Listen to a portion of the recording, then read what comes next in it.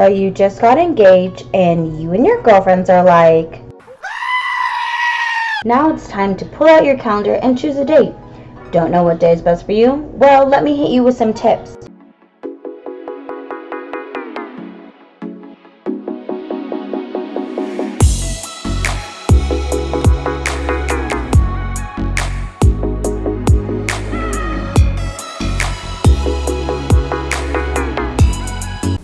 Hi friends, welcome to Dom's Daydream. I'm Dom and this is my lifestyle channel. So as of right now, I'm still putting out my wedding series and it's because I got engaged, whoop whoop, but like a year and a half ago. So this video is to help you choose your wedding date. I chose my date a really long time ago, not ever expecting that COVID-19 was going to happen. So your girl's optimistic. Bonus tip, tips aren't that big, bonus tip is if you just got engaged or if you were planning on getting married this year, just push it back. Your love is not going to change. The way you feel about that person is not going to change. The commitment you're making to that person is not going to change. So why not wait? I'm obviously not going to follow my own advice. I'm stubborn AF, so, you know, November 2020, whether it's like a small thing, but I really hope I can ball out like I plan to. Tip number 1, consider special dates. So you could do the first time you ever met that person. And that doesn't necessarily have to be the first time you actually went on a date. That could mean just the first time you met them at band camp or the first time you met that person in college, like at a frat party. It's just like a cute, funny memory that you'll always remember. Another anniversary you can consider is the first time you became official, which sounds pretty silly and like so high school, but you know, we live in modern day society. People are seeing each other casually or people are seeing multiple people at the same time. It's just the way of life right now. When you actually become official and you consider each other exclusive, that's a big thing, especially for 2020.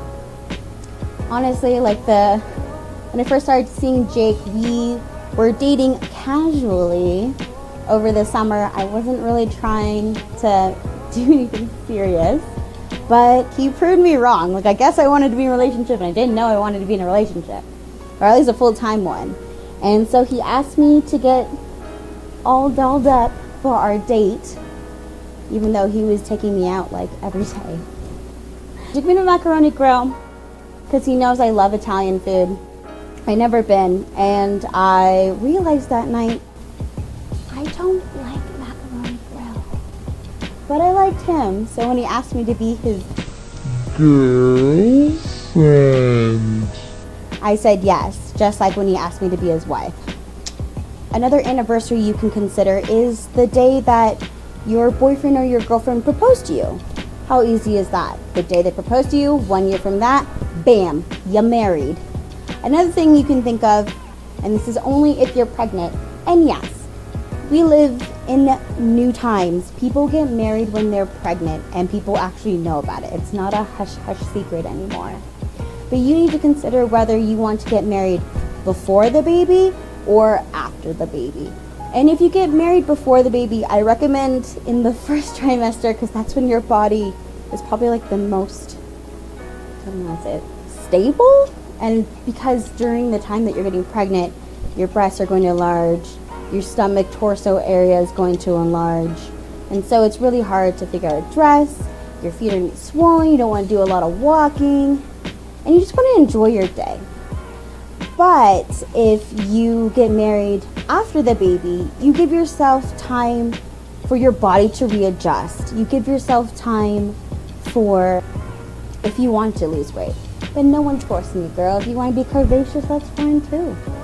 And it would just be really cute to have your baby be in your wedding as like a little flower girl or a ring bearer.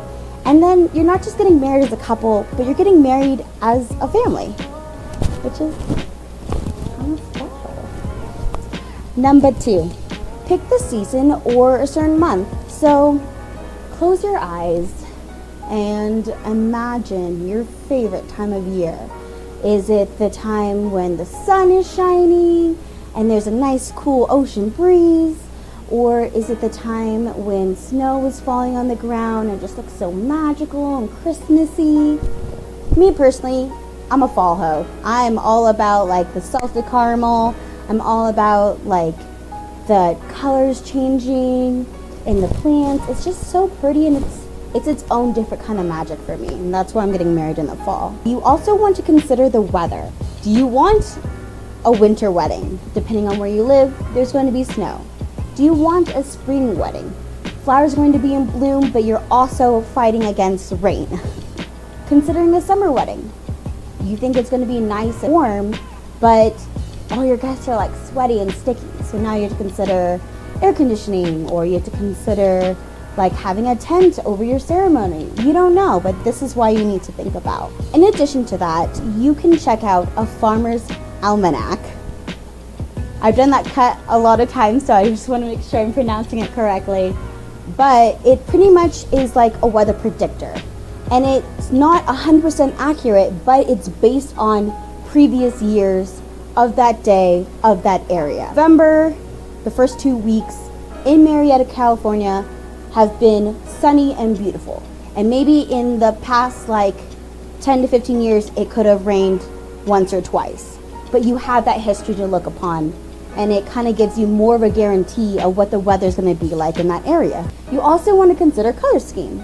Now, you can have any colors for your wedding at any time of the year. But if you are really into those burgundies and like golds and dusty blues like I am, those are more prevalent in the fall. You could have those colors in the spring and the winter, in the summer, but finding dresses for your bridesmaids is going to be a lot harder because they're not as current for the season. I want to think about holidays and work commitments. So I'm getting married in November. November has Black Friday and it has Thanksgiving. But is your guest going to have special traditions they want to uphold? Are your guests going on vacations because their kids are out of school? So things like that are something to be considered. You also want to think about work commitments. So if you have a very serious work project going on and the deadline is around February, you probably shouldn't be getting married around February because it just adds a lot more stress. Weddings are stressful and work is stressful. So having the two combined will just suffocate you in stress, which you don't really need. So maybe planning the wedding after that huge work commitment, or if you had to go out of town for a work conference or something, you need to consider all these little things and dates. Number 3, you have to consider the day or the week. So typically for most venues, the weekends are the most expensive. Why? Because people love to get faced on the weekends. And also most people work Monday through Friday, so it's a lot easier to just have a weekend wedding because majority of your guests will already be off. But that's why it makes it more expensive, because it's the most wanted time of the week. You can see some venues, they might offer Sundays as like an off day, because you can get faced on Sunday, but then you still have to go work on Monday. Vice versa.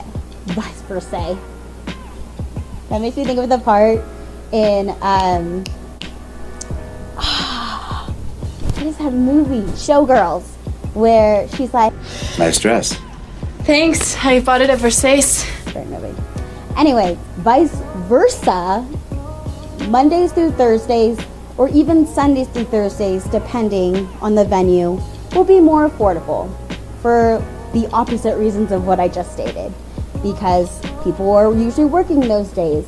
People are, guests are less available on those days. And can't really get faced in the middle of the week. Well, you can, but it's not as common. Number 4, you want to think about the length of your engagement. I got engaged like a year and a half ago, and by the time I actually get married, it's going to be 2 years. Yay for us. But we're in love. We weren't in any rush. And if you have a longer engagement, you have more time to save money. You have more time to plan, especially if you don't have a wedding planner like moi. You have more time to have DIYs if you'd like, which I do. And you have more time to just have like a bigger, elaborate wedding, like your dream wedding that you ever wanted. And then on the flip side, if you have less of a time to get married, and that's because you don't want to wait any longer, that's because someone might be dying soon, or someone's entering the military, or there's so many different reasons why you would get married in a snap. But just consider that unless you have buttloads of money, that you will have to probably have a more small, intimate wedding. It's easier to plan in such a short amount of time, and it doesn't always have to come down to quantity. It can come down to quality too. If you have a smaller wedding with just people you love and you couldn't live without them having at your wedding. Honestly, you could just do a small elopement with just you and your fiance. I remember when he first proposed, and I was like, man, I really want that dream wedding. But also, I wouldn't mind just going to the San Francisco courthouse and getting married there, because it is stunning in there. Look it up. And lastly, number 5, you want to consider your budget and talk with your fiance, talk with your family. Who's paying for the wedding? Is it you? Is it your fiance? Is it you as a couple? Or is your family paying for the wedding? Are they at least helping out? Because these things are some stuff you need to consider. For instance, if you're getting a venue that has like a certain off season, then you want to consider those months. So off seasons for a lot of venues are December to, I want to say, May or April. And those are the times it's the most affordable, because those are the times where the weather is like 50-50, vice versa. So the most expensive times, like their on season, is usually summer and fall, and those are more expensive times of the year. If you're having your wedding at a tourist location, there are definitely times where it's busier and pricier. During spring breaks, during any break of the year for schools, or even just over the summer in general, people are taking that time to travel. So those tourist locations are going to be busier with just randos, and they're going to be pricier because they could be having the entire museum or the entire tourist attraction open to the public, but they're losing out on money because you're having your wedding there. So those are my tips for today. I hope I helped all my brides and grooms plan for their wedding and choose their wedding date. And if you like my video, click the like button below.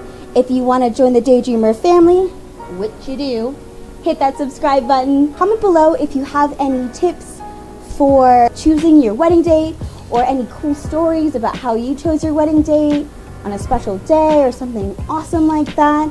I would love to read them, and I hope it helps other brides who are trying to figure their wedding out during this uncertain time. And I'll see you next week.